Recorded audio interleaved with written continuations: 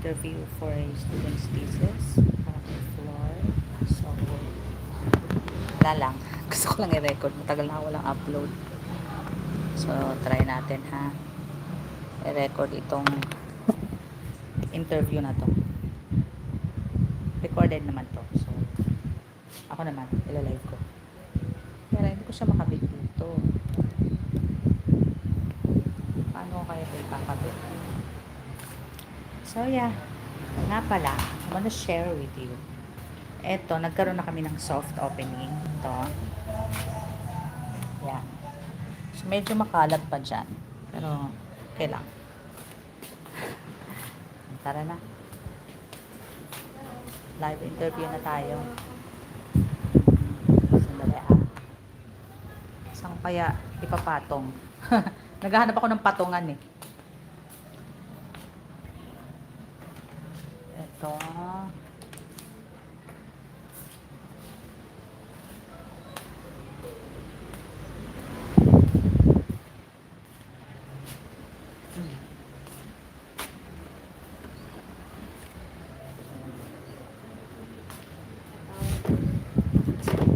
Kung ano na lang na ano. Ayan. Try natin siya. Ayun. Ay, nagla-live po. Oo. Wow. Para lang may ano, may laman na yung ano ko. Tagal na ako hindi sa YouTube. Hindi ako, tagal na ako hindi nakaka-upload. So, panay na ang live ko. Kasi nga, dahil ano, wala akong pang edit. So, sorry talaga. So, God willing, pag ano, makasingit ako dun sa computer ng anak ko, kung makakasingit. Marami pa ako i-upload sana eh. So, ayan. Parang mas maganda ako dyan sa camera mo. Pero parang tabingi siya. Okay lang ba yan? Kaya nga po, eh, parang tabingi sa ano Tabingi ba siya. yan? Hindi, ito. Yan. Kasi tinignan ko yung frame ng camera na ano. Ah. Ay, Huwag mo siya. Yan. Dapat half. bakit parang tabingi talaga yung ano? Yan, oo. Yung cellphone mo lang ang ano mo. Kasi magpa-follow naman yung camera eh. Yan. Or zoom ng onte. Konti lang. Yan, pwede na yan. Ay, eto. Normally, ganun lang naman. Yes, normal. Hindi. Oh, yan, pwede na yan. Kasi pag zoom out mo pa, masyado nang malayo. Ikaw, kayo, ano bang requirement sa inyo? Wala naman po silang sinasabi. Ah, okay. So, ikaw, Ganyan na. depende Ito lang kasi sa'yo. pag naka-landscape siya, actually mas maganda pag naka-landscape kasi pag i-review nila, hindi na kaganon. Oo nga. Di ba liliit yung screen? Liliit yung screen. Pag hindi landscape Oo. yung video. Correct. Okay, so... So, okay na yan.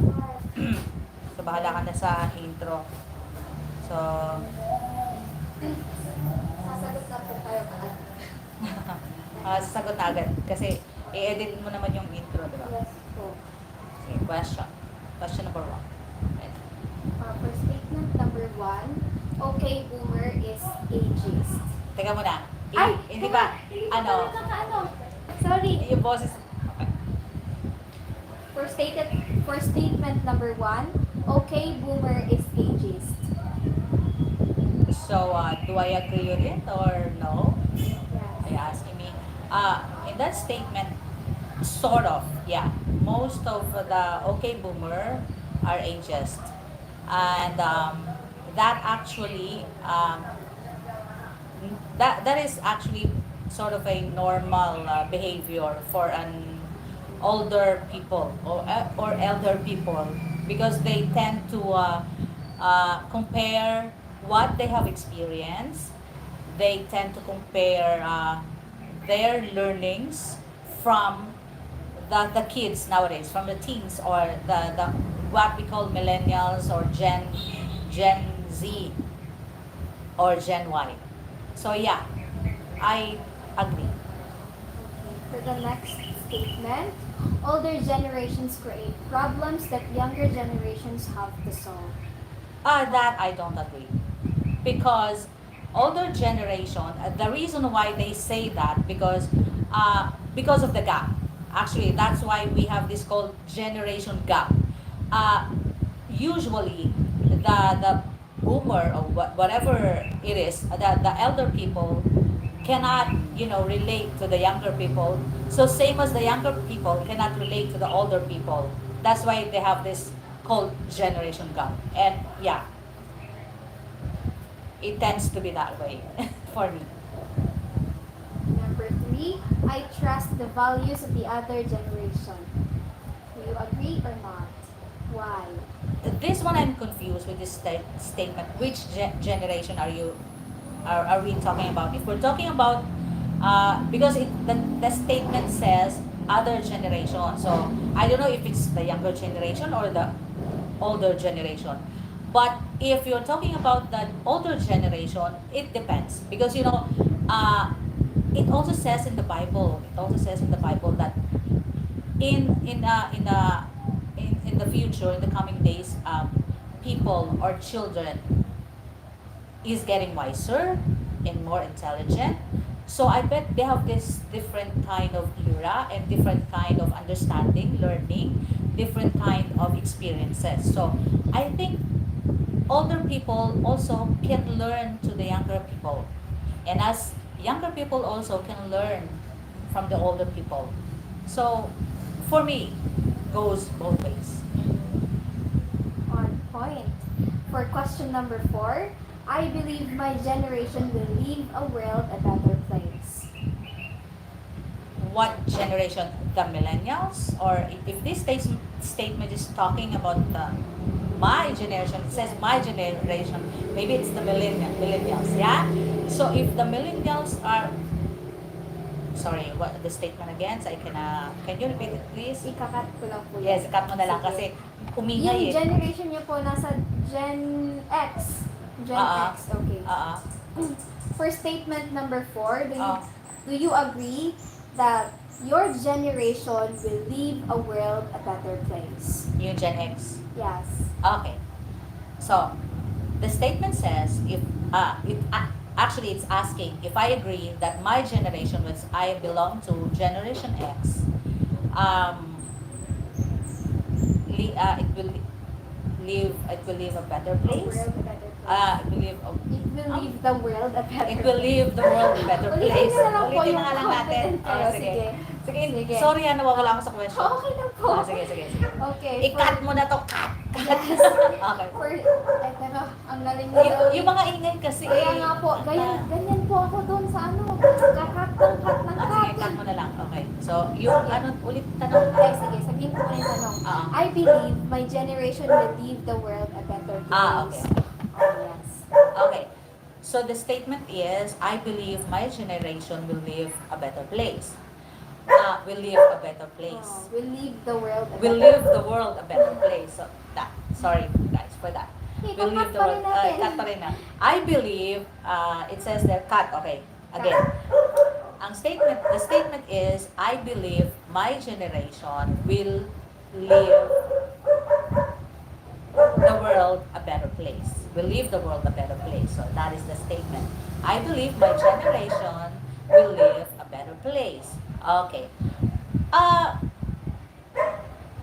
Not only my generation, because I believe that each generation has its own, ability, has its own learnings, and from the very beginning, we realize that it is their own high tech already technology. But if we can remember that in the history that it has been long, it was Da Vinci who first designed the airplane, okay?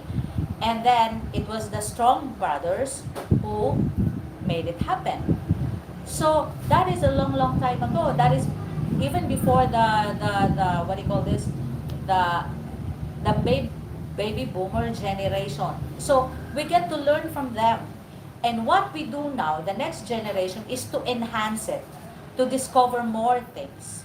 So I bet each generation has its own contribution to making the world or leaving the world a better place. So I don't compare generations, because we learn from the very beginning and until now. We are still learning until now. So I bet each generation will leave the world and has contributed to the betterment, to making the world a better place.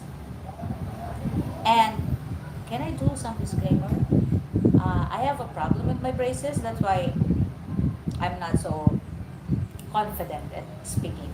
Sorry for that. But I hope you get what you are expecting to for an answer. I hope I was able to give it to you. Okay lang. Thank you. Pero last po. Yan lang. Picture Tumabingi po na pala. tayo. Picture po tayo. For documentation. Okay po pag nakatayo. Oo nga, no? Teka lang. Mag-ano ako ng delay capture. Seconds. Teka. Tanggalin mo yung ano Alam mo. ko yung pastora, hindi pala naka-on. Oh my God! Pero okay So, lang. nakaano lang tayo sa daylight. Opo. Okay na rin yun. Pero maliwanag. Maliwanag naman po. eh. Oo, kaya nga. Sige.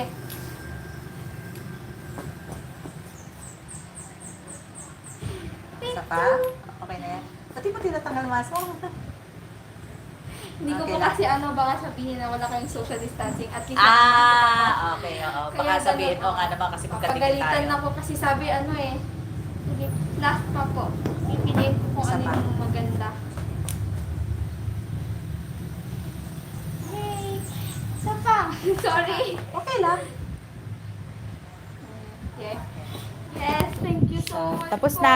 Yun Yes, lang. tapos na po. I hope na may nag-gets ka doon. Yan lang po. Wow, on point na po yung sagot nyo eh. On point pa. On Medyo point. hirap lang talaga